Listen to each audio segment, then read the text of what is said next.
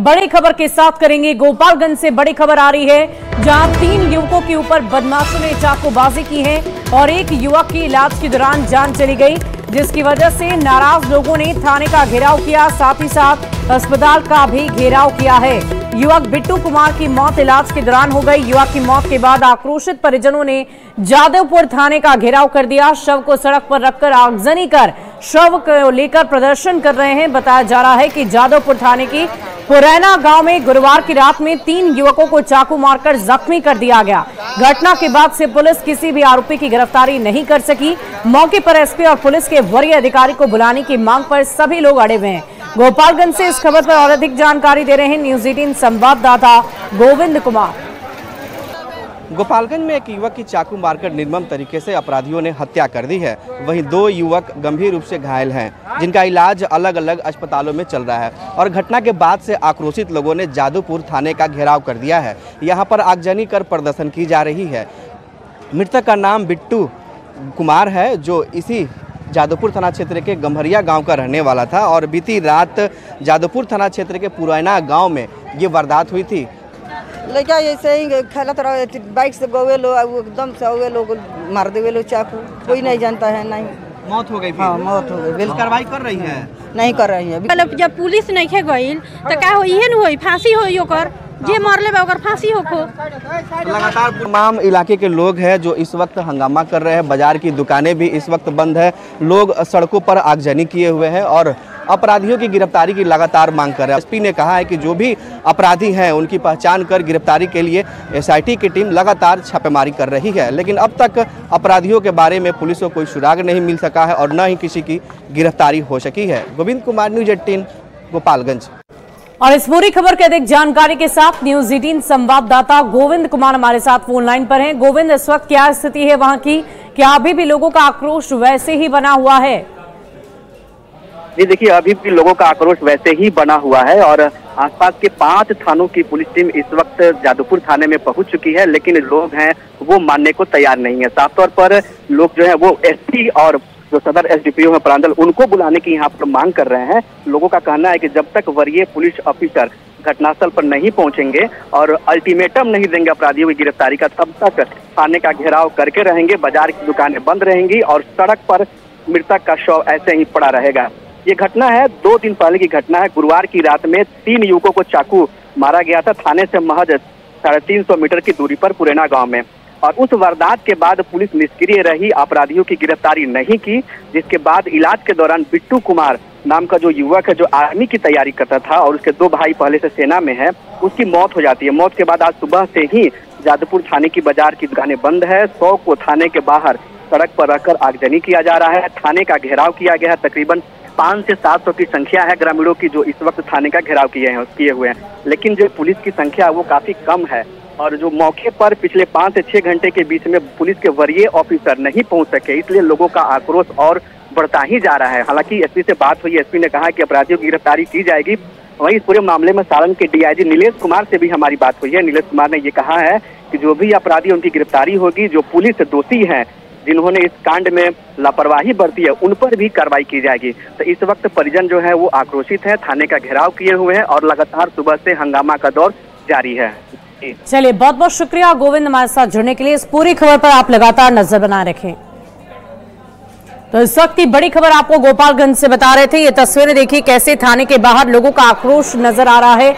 शव को वहीं पर रखकर लोग प्रदर्शन कर रहे हैं। उनका कहना है कि 2 दिन बाद भी अभी तक पुलिस किसी तरह की कोई कार्रवाई नहीं कर पाई है। और ये तस्वीरें हम आपको एक्सक्लूसिव आपकी टीवी स्क्रीन पर दिखा रहे हैं। देखिए कैसे थाने के गेट को खोलकर ये सभी आक्रोशित लोग अंदर घुसने की कोशिश कर रहे हैं और कोशिश ही नहीं बल्कि ये अंदर घुस चुके हैं और इनकी मांग है कि जल्द से जल्द पुलिस की तरफ से कार्रवाई की जाए। 2 दिन बाद भी घटना को लेकर किसी तरह की कोई जानकारी पुलिस की तरफ से नहीं दी गई है। शव को सड़क पर रखकर आगजनी की जा रही है।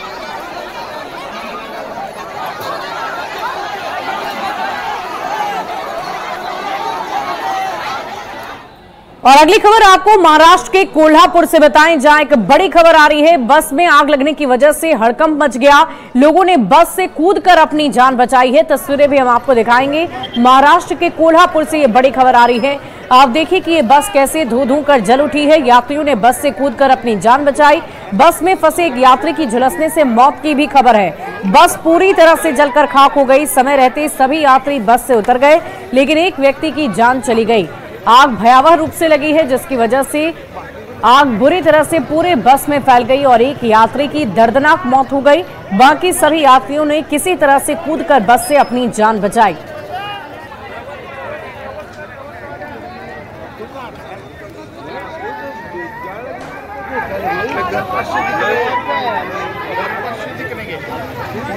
और अगली खबर आपको बाढ़ से बताएं, जहां बंद करने के लिए गेट को लेकर पुलिस की तरफ से जैसे ही कार्रवाई की गई, जैसे ही पुलिस ने गेट को बंद किया, वैसे ही मुस्लिम पक्ष के लोगों की तरफ से आक्रोश व्यक्त किया गया। उनका कहना है कि इस तरीके से गेट को नहीं बंद किया जा सकता। मुस्लिम पक्षों का यह भी कहना था कि काफी पहले से ये आने जाने का रास्ता है जो बंद नहीं होगा।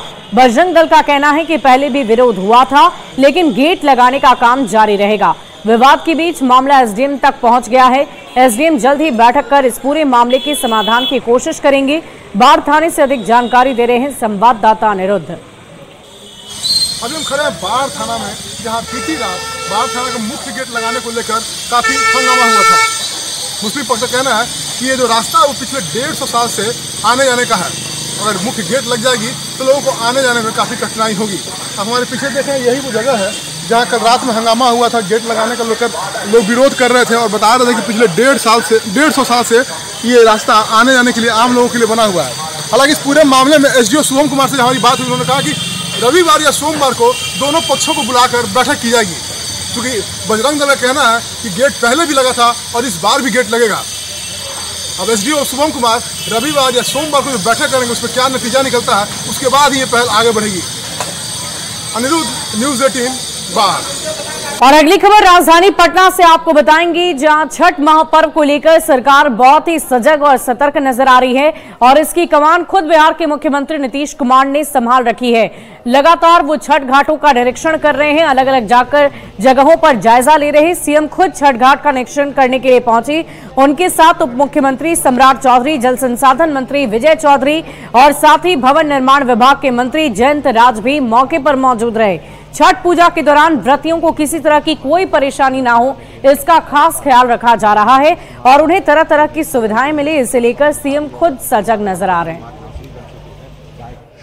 लोक आस्था का महापर्व छठ को लेकर तैयारियां जोर शोर से चल रही है और बिहार सरकार पूरी तरीके से अलर्ट मोड में है, क्योंकि हर साल छठ पर्व के समय गंगा के घाटों पे हजारों की संख्या में छठ व्रती पहुंचते हैं और उन्हें किसी तरीके से समस्या का सामना न करना पड़े, इसको लेकर बिहार सरकार काफी जोर शोर से तैयारी करती है। और इस बार हर साल की तरह इस बार भी मुख्यमंत्री नीतीश कुमार इस स्टीमर के सहारे अपने अधिकारियों की पूरी टीम को लेकर छठ घाट का निरीक्षण करने निकले हैं।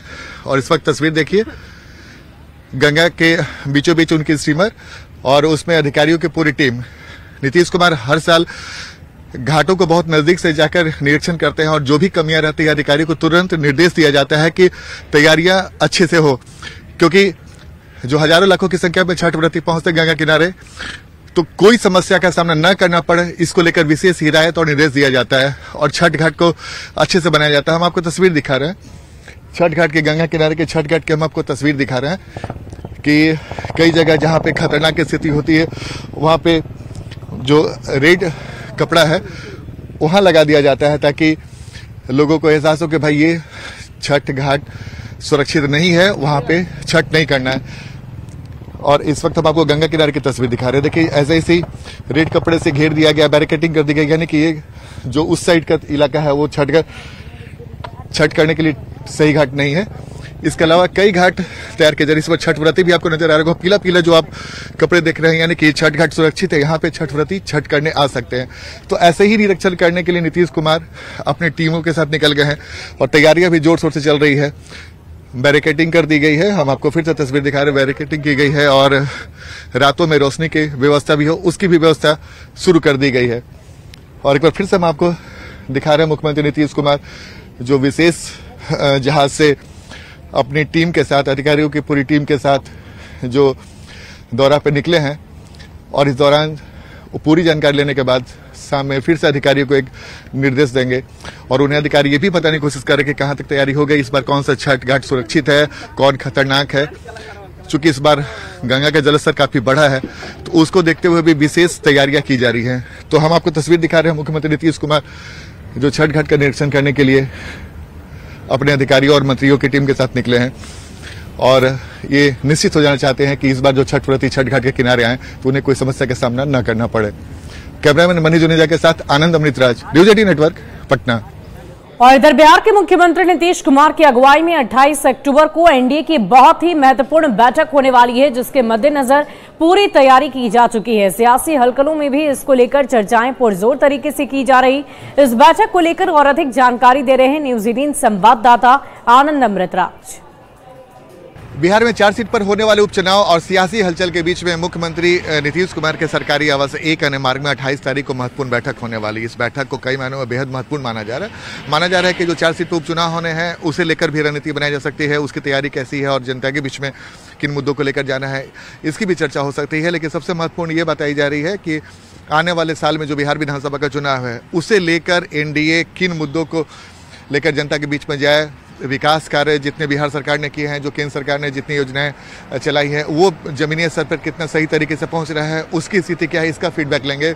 सरकारी अधिकारियों का रवैया क्या है, इसके अलावा एनडीए की मजबूती कैसे, इसे लेकर भी चर्चा होने की पूरी संभावना है। लेकिन सबसे महत्वपूर्ण बात ये भी है कि खबर ये भी है कि एक कोऑर्डिनेशन कमेटी बनाई जा सकती है ताकि आने वाले विधानसभा चुनाव को लेकर अगर एनडीए में किसी बात को लेकर मामला फंसा है तो वो कोऑर्डिनेशन कमेटी इसे देखे। दूसरी महत्वपूर्ण बात है कि खबर यह भी है कि प्रखंड से लेकर जिला स्तर तक जो एनडीए के नेता और कार्यकर्ता हैं उनमें बेहतर तालमेल कैसे हो, इसे लेकर भी इस बैठक में महत्वपूर्ण चर्चा होने की संभावना है। खबर यह भी है कि आने वाले साल में प्रखंड स्तर से लेकर जिला स्तर तक जो एनडीए के नेता और कार्यकर्ता हैं उनकी बैठक होगी, उनकी ताकत क्या है, उनकी कमजोरी क्या है, ये आपस में डिस्कस होगा। साथ ही विरोधी किस मामले पर हमला बोल रहे हैं उसे पलटवार कैसे करना है, इन तमाम मुद्दों पर चर्चा होगी। तो जाहिर सी बात है एनडीए की इस बैठक पर सियासी निगाहें टिकी हुई हैं और चर्चा इस बात को लेकर रहेगी कि जब बैठक को मुख्यमंत्री नीतीश कुमार संबोधित करेंगे तो एनडीए नेता और कार्यकर्ताओं में कैसे उत्साह भरते हैं। कैमरामैन मनीष जुनेजा के साथ आनंद अमृतराज, न्यूज 18 नेटवर्क, पटना। और बिहार के अलग अलग अस्पतालों की तस्वीर आपने कभी ना कभी जरूर देखी होगी। जब उनके परिजनों की मौत होती है तो लोगों की तरफ से जमकर हंगामा किया जाता है, डॉक्टर्स के साथ हाथापाई की जाती है, तोड़फोड़ अस्पताल के अंदर किए जाते हैं। और इसी को लेकर अब सरकार के साथ साथ अस्पताल प्रबंधन भी सजग हो गया है। एसकेएमसीएच में विशेष जागरूकता अभियान की शुरुआत की जा रही है। आपको बता दें कि बिहार मेडिकल प्रोटेक्शन एक्ट 2011 में लागू हो चुका है, जिसके तहत ऐसा करने वाले आरोपियों को 3 साल तक की जेल की सजा का प्रावधान है, जुर्माने का प्रावधान है। बावजूद जानकारी के अभाव में लोग ऐसा कर जाते हैं और ऐसे में अब उत्तर बिहार के सबसे बड़े अस्पताल एसकेएमसीएच में ऐसा करने वाले लोगों को लेकर विशेष जागरूकता अभियान की शुरुआत की गई है। अस्पताल परिसर में हर वार्ड और विभाग के बाहर इस कानून और उसकी सजा से जुड़े पोस्टर लगाए जा रहे हैं। और इसी को लेकर जन स्वास्थ्य कल्याण समिति के सचिव डॉक्टर एलबी सिंह ने बताया कि इस पोस्टर के माध्यम से सभी मरीज और उनके परिजनों को सतर्क किया जा रहा है। भय होगा मरीज को, अब भय नहीं, एक कानून बना हुआ है, सिर्फ भय ही पेशेंट को नहीं करना है। अब अगर कोई पेशेंट अगर डॉक्टर से उलझता है तो उसको 3 साल की सजा और 50,000 जुर्माना है। ये मेडिकल प्रोटेक्शन एक्ट 2011 में जो कानून बनाया हुआ है उसमें स्पष्ट लिखा हुआ है। यानी मरीजों को जागरूक कर रहा है, मरीज को जागरूक करना है, मरीज तो इससे जागरूक होगा ही। इसमें कुछ भी एक्सीडेंट किसी मरीज के साथ उसका डेथ होता था, चाहे सीरियस हो जाता था, तो उसके जो अटेंडेंट होते थे डॉक्टर पर हाथ उठा देते थे या उनसे तोड़फोड़ करने लगते थे, सरकारी प्रॉपर्टी, शीशा, दरवाजा, जो भी। तो इस चीज़ के लिए कानून 2011 से बना हुआ है। लेकिन इनको इन पेशेंट के अटेंडेंट में अवेयरनेस जगाने के लिए हम लोग जो पोस्टर हमको जन स्वास्थ्य कल्याण विभाग के द्वारा अवेलेबल कराया जा रहा है। अगली खबर आपको नालंदा से बताएंगे, जहां दूसरे समुदाय के एक युवक के साथ लोगों ने मारपीट की है। इस पूरे मामले को लेकर पुलिस गंभीरता पूर्वक जांच कर रही है कि आखिर ये पूरा मामला क्या है। युवक के साथ मारपीट की गई है। लहेरी थाना क्षेत्र के काशी तकिया मोहल्ले की यह घटना बताई जा रही। घायल युवक का नाम कन्हैया कुमार है, जो सिलाव के गुनामा गांव का रहने वाला है। घटना की जानकारी मिलने पर पुलिस की टीम कैंप कर रही। बताया जा रहा है कि नशे में धुत युवकों ने उसके साथ मारपीट की थी। घायल युवक ने 9 लोगों के खिलाफ नामजद प्राथमिकी दर्ज कराई, जिसके बाद आरोपियों की गिरफ्तारी के लिए छापेमारी जारी है। हुआ है और एक मदन मन का काफी चोट है। कई लोग जख्मी हुआ इसमें? इसमें दो। तो मारा मैंने काहे लगी कुछ चला बता? नहीं सर, नहीं। तो मैंने कहीं जा रहे थे क्या? हाँ, पढ़ के आ रहा था। अच्छा, तो ये रास्ते में हुआ। कितना लोग था कुछ नहीं पता, हम लोग को नहीं पता। और अगली खबर आपको बेतिया से बताएं, जहां जन सुराज के एक नेता की तरफ से बिजली विभाग के कर्मचारी के साथ हाथापाई की गई थी। राजकिशोर चौधरी को गिरफ्तार कर लिया गया है। बताया जा रहा है कि जन सुराज के नेता की तरफ से दुर्व्यवहार किया गया। राजकिशोर चौधरी को पुलिस ने गिरफ्तार कर लिया है। बिजली विभाग के इंजीनियर राकेश कुमार ने जन सुराज के नेता पर मारपीट कर स्मार्ट मीटर नहीं लगाने देने का आरोप लगाया था। एफआईआर दर्ज कराई थी। इस पूरे मामले में बिजली विभाग की तरफ से पुलिस को वीडियो भी उपलब्ध कराया गया, जिसमें राजकिशोर चौधरी इंजीनियर के साथ हाथापाई करते नजर आ रहे हैं। और इतना ही नहीं, इंजीनियर को बंधक बनाने का भी प्रयास किया गया।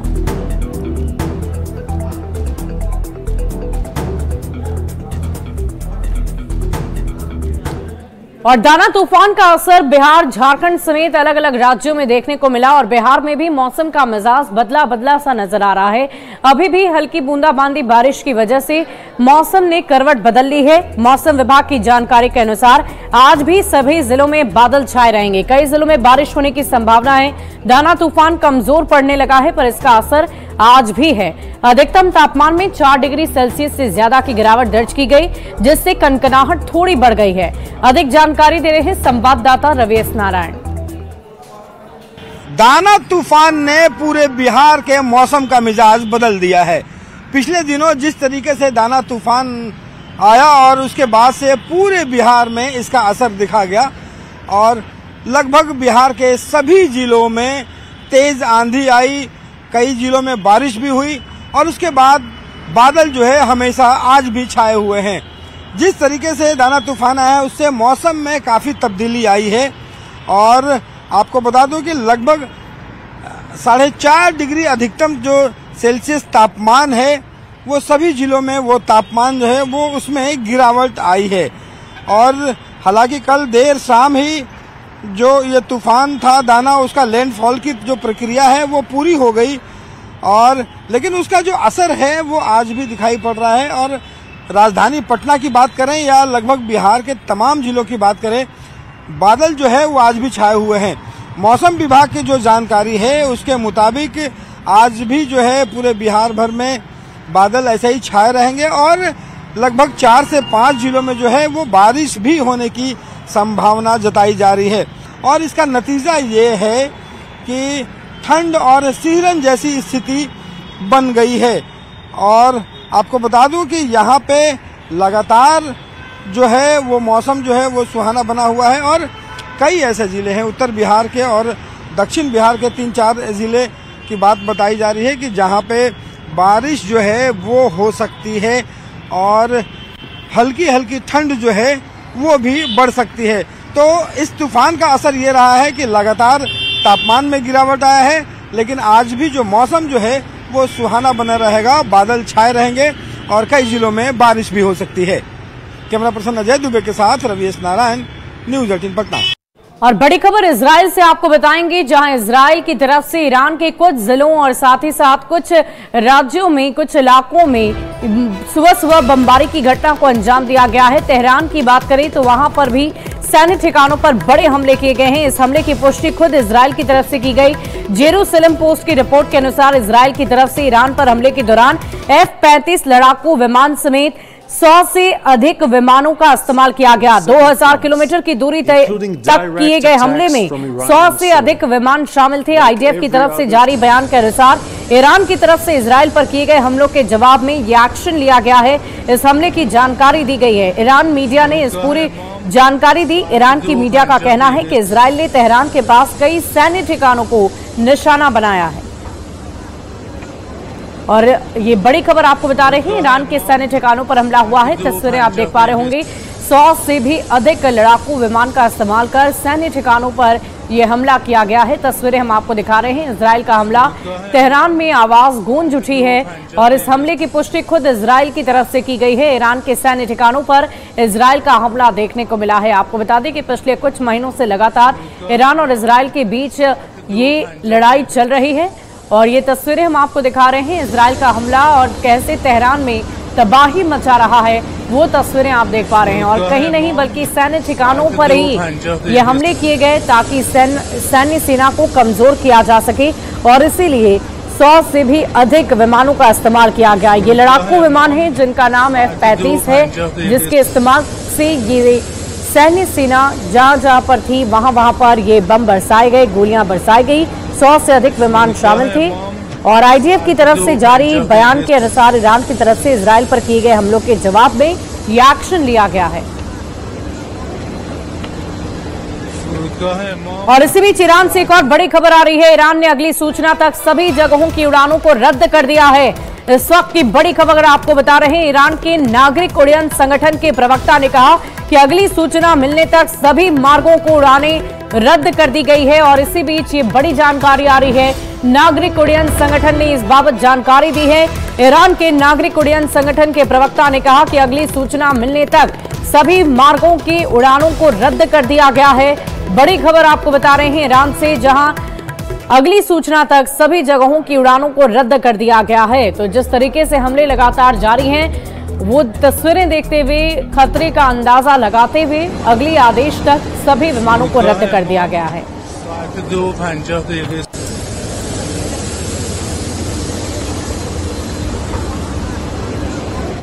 और सीतामढ़ी के पुनौरा धाम को विश्व स्तर तक लाने के लिए सरकार की तरफ से लगातार कवायद की जा रही है और इसे अयोध्या से जोड़ने की कोशिश भी लगातार जारी है। और इसी क्रम में सरकार की तरफ से अलग अलग तरीके से पहल की जा रही है। सीतामढ़ी से ये खबर हम आपको बता रहे हैं, जहां पुनौरा धाम को अयोध्या से जोड़ने की पहल जारी है। बिहार सरकार की ओर से विकास के लिए भारी भरकम राशि दी गई है। 50 एकड़ जमीन का अधिग्रहण किया जा रहा।